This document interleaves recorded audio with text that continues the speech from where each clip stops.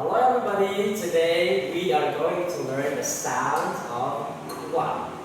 Again, the sound of kwa. For your vocabulary, let's say, first one, we have kwa, kwa, quack. The sound of a duck is quack.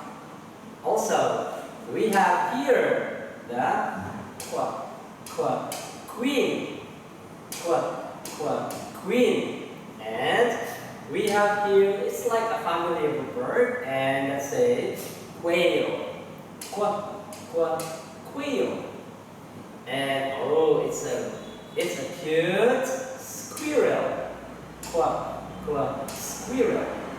And also, inside the school, inside the classroom, you have to be quiet, quack, quack, quiet.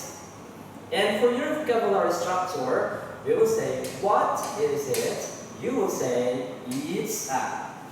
Let's begin with, what is it? It's a squirrel. It's a squirrel. What about this one? What is it? It's a quail. It's a quail. What is it? It's a quack. It's a quack. And what about this? What is it? It's a quiet.